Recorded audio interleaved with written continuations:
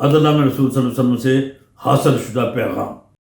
اعوذ باللہ من الشیطان الرجیم، بسم اللہ الرحمن الرحیم۔ محترم سامعین و ناظرین، السلام علیکم ورحمۃ اللہ وبرکاتہ۔ عدل نامہ رسول صلی اللہ علیہ وسلم کا سلسلہ جاری ہے الحمدللہ۔ عدل نامہ رسول پر رسول اللہ صلی اللہ علیہ وسلم کی تعلیمات پر ہم نے 150 جملے یا مصرے پیش کیے تھے۔ اس کے بعد سلسلہ نمبر 33 کے زیر عنوان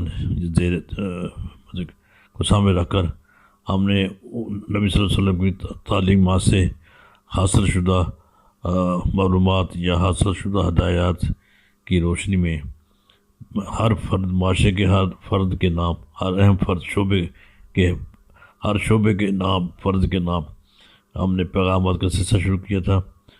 تو وہ الحمدللہ 12 پیغامات ہو چکے ہیں۔ آج معاشرے کے ایک اور جہت کی سے وابستہ متعلقہ جملہ افراد کے نام، پورے معاشرے کا نام بلکہ ہر فرد کے نام پیغام کا ایک پیش کیا جا رہا ہے۔ اس میں 4 مصرے، 4 باندیں یا 4 جملے ہیں۔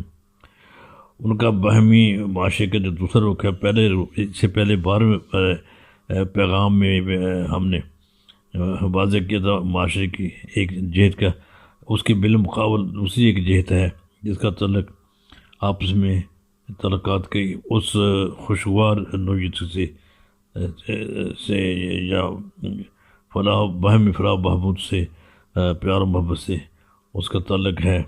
اس کے بارے میں ہر فرد کو کیا کرنا چاہیے، یہ وہ رویے ہیں۔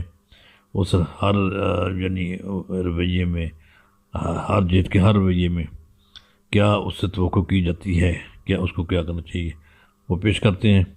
امید پسند آئے گا۔ آپ سے گزارش ہے کہ آپ سے شیئر بھی کیجیے اور دوستوں احباب کو بتائیے، اور اس پیغام کو زیادہ سے زیادہ پھیلائیے۔ یہ نہ صرف ہم سب کے لیے بلکہ ہماری نئی نسل کے لیے بھی اس میں روشنی ہے، بلکہ پوری دنیا کے لیے روشنی ہے۔ نبی اکرم صلی اللہ علیہ وسلم کے اسوہ کو عملی طور پر آپ کی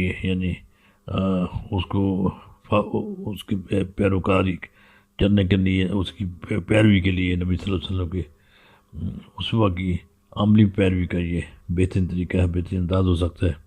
اللہ تعالیٰ ہماری محنت کو قبول فرمائے، دعا کیجیے اپنے لیے، سب ملک کے لیے، وطن کے لیے، سب کے لیے۔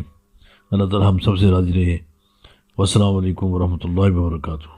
سنیے پیغام نمبر 13 پیش ہے۔ پیغام نمبر 13۔ اقربا سے معاملات میں عدل کر، پڑوسیوں سے حقوق میں عدل کر، احباب کی حب سے عدل کر، احباب کی دوستی سے عدل کر۔